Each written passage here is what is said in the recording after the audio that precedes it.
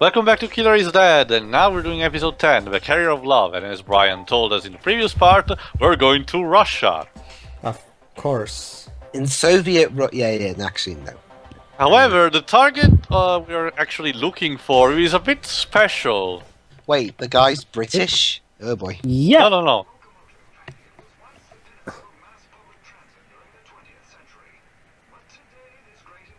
Oh yeah, of course. We're British, therefore we love trains. Actually, it's Russian. I'm surprised I didn't go for the typical Remember, stereotype of Theo. the British people drinking tea all the time. That's the usual stereotype. Sorry, Remember, give me a Gio, in the time, profile sorry. we were... okay, go ahead to 1 minute. Alright, 1 minute per mark. Okay. And yes, And... Tommy. 5, 4, 3, 2, 1, click. And yes, this train is actually called Tommy. Get it? Tommy. Yeah. Thomas! Dun, dun, dun, dun, dun, dun. Yeah. Anywho, Tio, he mentioned British because I can remember the profile that we looked at right before we started it. It mentioned the nationality of British at the bottom. Episode 10, The Carrier of Love. I think it's talking about our client or the target. The target. Now Yeah. we're gonna have a bit of Tarantinoing before actually taking on the target. Doesn't go well. Tarantino in a sense of dialogue, please, don't worry. Well, it's just not Frank Millering. It's more fun but stupid, don't worry. Take a look.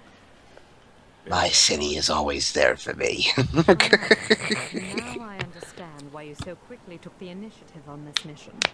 All right. You can Yes, take Vivian that. has nothing on this shit. What does she mean?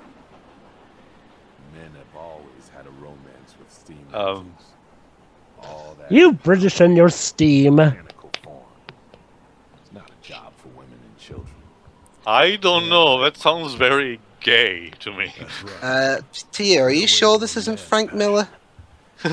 No, Let's Dwibs. play No, for Dwibs. math, No, don't Dwibs. There's worry. at least an actual double meaning here as opposed to just being blatantly stupid. So, yeah, as you can imagine, now we have a train level. Wait, Uncharted 2? Or Resident Evil 0, Tales of Zeta 2, fill the blank with which one you prefer. Or Wario Land 2. Chugga. Yes! No, Joe, but if this was Royal and 2's train, then they would be inside a basement somehow. But what about the one that isn't in a basement, since there's technically 2 train levels in that? True. And yes, apparently we've managed to keep up with the train with a fucking sidecar. Don't ask why.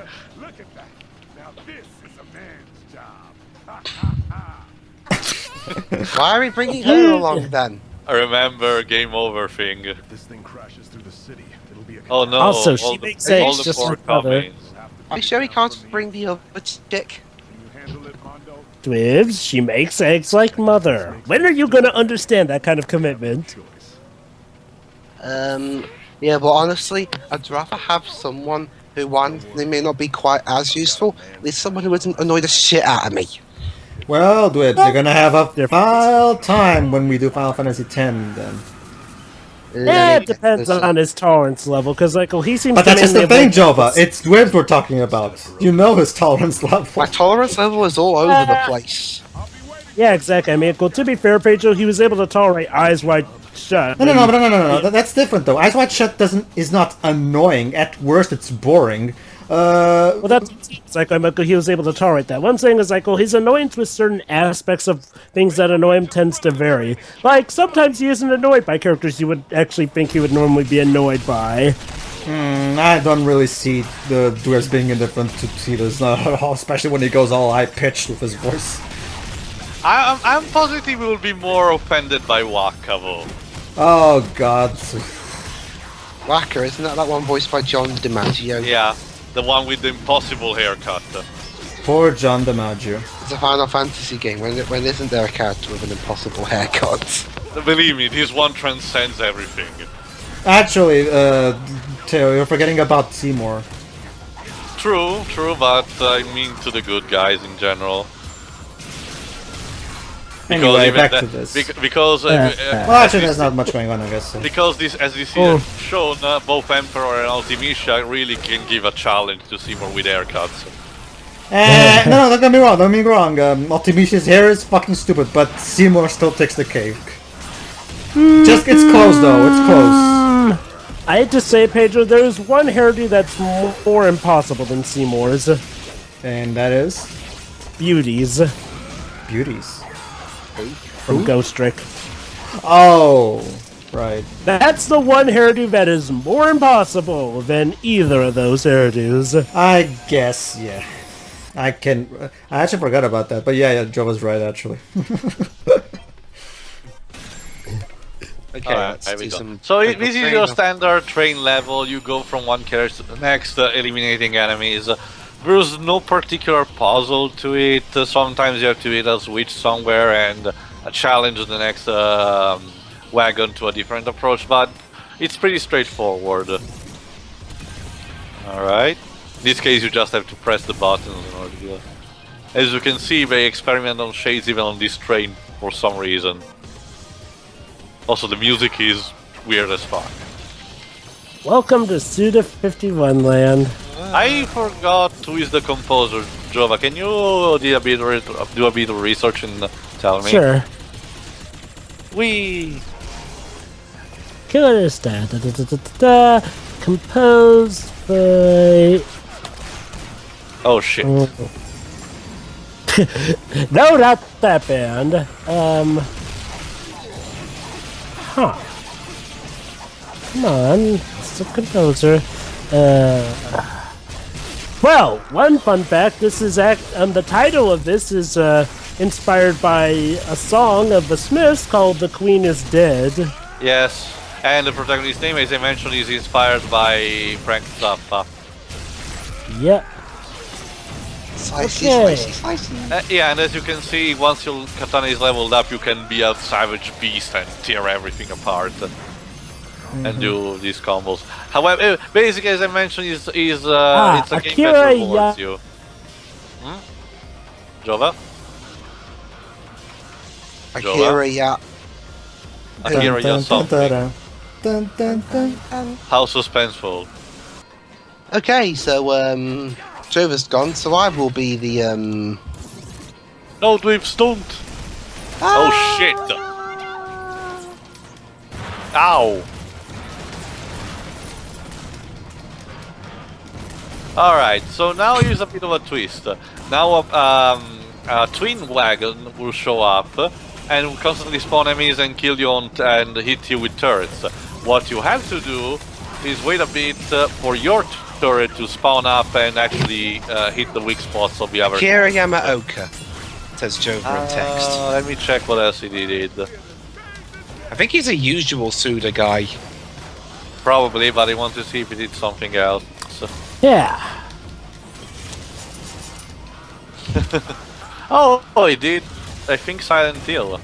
And yes, much like in the DLC, now Brian comes along and helps you with his turret technique. Yeah, Jova keeps dropping. Alright, let's see what he did, might as well. He did Persona 4 Dancing All Night, oh, just one remix. Silent Hill, several Silent Hill games, yeah, pretty much all Suda 51 games, one Contra game, but not much else. Oh, okay, he also worked on the Silent Hill movies, but that doesn't surprise me. If I recall correctly, that movie had part of the original development team from the games.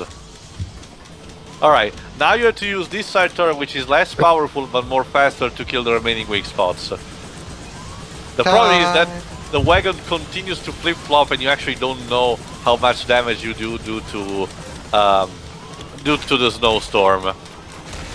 So you have to constantly... Yeah, there you go. And kill the drones too. Die! Die! For fuck's sake. These things are really resilient. Okay, I think. Well, it's a train, Dweebs, what do you expect? Okay, what came? Okay, this level looks like that. It reminds me of the train level from Ratchet and Clank. Yeah, the one in Metropolis, I think, is. And again, I'm referring to the Yeah, but I think it's the first game, and consequently the reboot. Oh, great, more weak spots. Press Because we X. totally needed that. I've heard part of the reason they made the reimagining of the first Ratchet and Clank game is because, from what I've heard, Ratchet's personality is very different on the first game compared to every other one. Yeah, in the very first game, Ratchet is a bit of a dick. He had his reason, but it was, to me, not really justified. Plus he had a different voice. Yeah, I wonder if they'll fix that in the reimagining. they did. Yeah. Yeah. Oh, saw that bit already? The problem is they change it a bit too much in a sense, but to me, Ratchet, despite it's not even it's not a dick anymore, so that's fine. But one of the things that Ratchet was in the original games, not just the first one, but in the original games, he was also very snarky. Yeah. I mean, if we came across something, he was just laugh at it and make a joke out of it or something. Now he's a full straight up nerd for some reason. Well, the thing is, Joe, that's been like a transition they've been doing up and that ever since the PS3 era started. You mean the Future Trilogy? Not really. To me, it You always still had felt this. like... I mean, if you compare, but that's the thing. If you compare the writing to the original PS2 game, that to say Crack in Time, for example, Ratchet's pretty much a different character by that point. I mean, yeah, he still has snark, but it's a different kind of snark. He's not an asshole like he was in the original PS2 game. Well, I can get not being an a-hole, but it does seem a bit off to not have the snark anymore. Anyway, how much of the story of the reimagining did you My see? guess is- well, that's right. Game's out. Never mind. Michael, the logic I guess they're using now is that okay, since pretty much all the other characters are goofy, like Captain Quark and shit like that, they want Ratchet to be the straight man, you know, the guy that's basically our, our stand-in for that. Like he's our protagonist, the one who's supposed to be more like us. I guess that's the main reason. But even the I straight man can still... suppose. I mean, and then again, it doesn't bother me too much. It's just a thing that I notice. Honestly, Theo, if you ask me, it's all for the better because, quite honestly, I never really liked Ratchet in the original game because he's a flat-out asshole in the original game.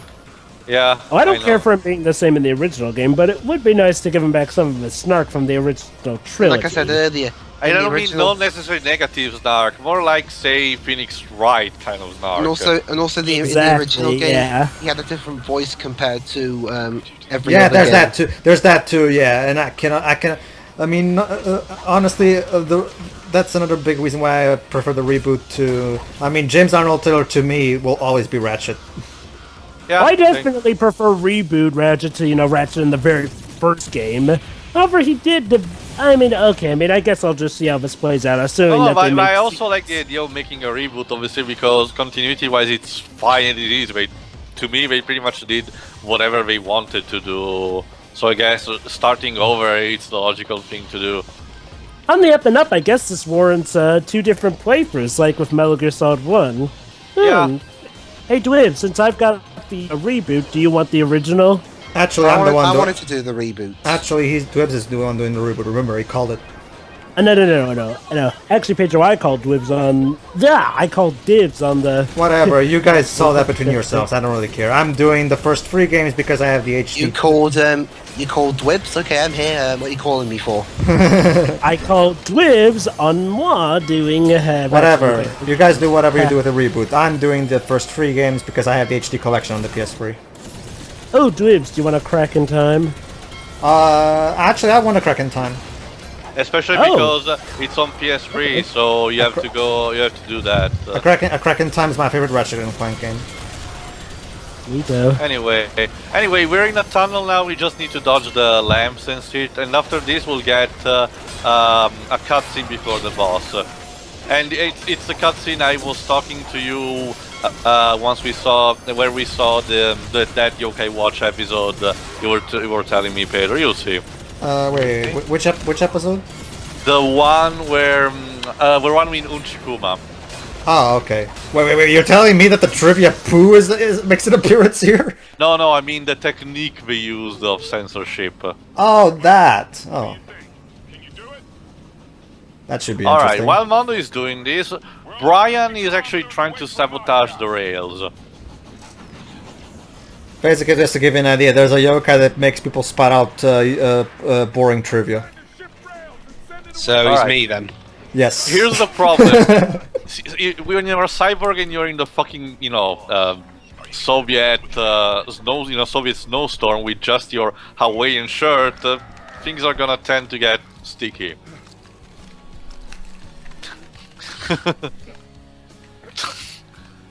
It's a good job. It's a good job. Terminators are covered in skin because they have a hard time going around in the snow if they were still in their endoskeleton. Why don't you stop pushing it by hand and use your motorcycle and a chain? Sure, why not? Ha! Oops, giant snowball. Okay. Okay. And now he's on a train track. Yeah, you can see where this goes, Waves. Mm-hmm. Well, shit. Wait for it. Where's my uh-oh sign when I need it? And cut. What? Please stand by. For the record, I did not edit this. That's actually how Suda went to make this game. So this is like the edits in South Park Stick of Truth European version. Yeah, I don't know, Teo. I figured he could have gone just. I mean, he only showed that horse for like a second. I figured he could have gone a little further with it. I don't know. I think the joke didn't have enough punch to it. I suppose. I mean, what makes it work with in Yokai Watch is the fact that while the girls are putting the flowers, we'll also keep hearing in the background Whisper and Yeah, Nate, you're so- right. They could have developed that, but The boss is dead. Yep. Well, that's a bit Oh, that anticlimactic. happened. I thought they were going to do. I thought that's foreshadowing is going to show him to be the main villain or something, but no, he's dead. No. Well, Dibs, it's pretty clear that the main villain is David at this No, I point. thought from what I was seeing, I thought it was going to develop into a more sinister character near the end, but no, he's Not dead. really. It's just a goof that dicks around. And here's Tommy. Oh, get it? He's British and he's Tom, and the Thomas the Tank Engine series originated in Britain. But we're in Clever. Russia. Remember, Teal, the nationality of the target itself was listed as British. Frankly, He's just hanging out here. to destroy you. Steam engines are Yeah. a man's passion, but a job's a job. And mine's to destroy you. Joe. Yes, that was my pride, Joe. Everything I lived for. But they Oh, boo, everyone goes on retirement someday.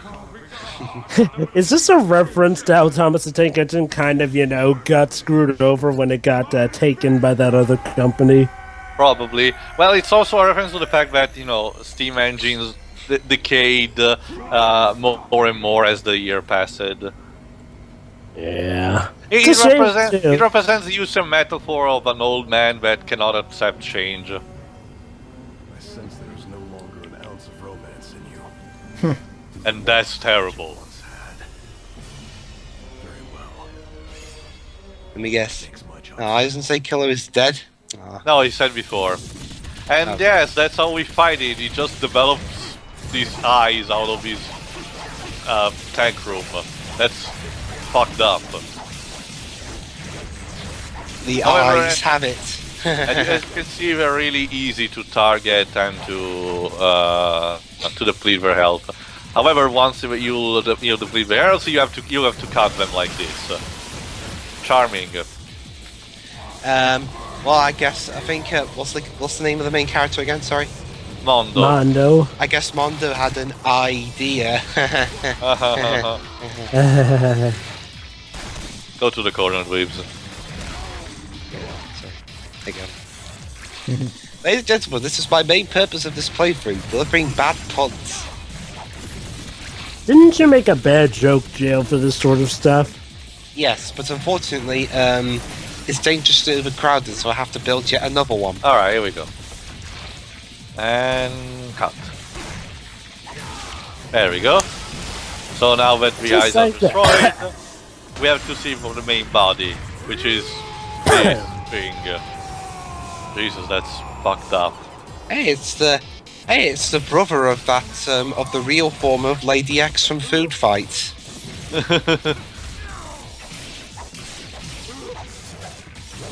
And yeah, sometimes he does this, which is reminiscent of a bullet hell, but I don't even know what he's doing. It's nothing. Whatever. It's easy as the rest of the boss anyway.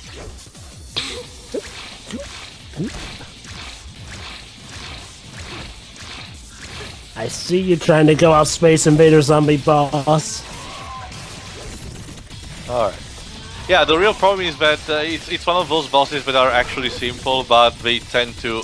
There you go. They tend to have these moments where you cannot damage them too much. And... Open wide! Open wide and say, ah. Very good. The only thing is now we have to get the fuck out of here because it's a train that it's getting derailed. Okay, cue Final Fantasy VII, get out of there theme. Bum, bum, bum, No, bum, no, bum, we already bum, did bum, that, bum, did bum, that bum, off bum, screen. bum. Just to be Ah. scrap metal. Even though I was so loved. Oh, boo hoo hoo hoo. What can I say? Time is Time, but I thought Time was played by Sacha Baron Cohen. such a foul creature.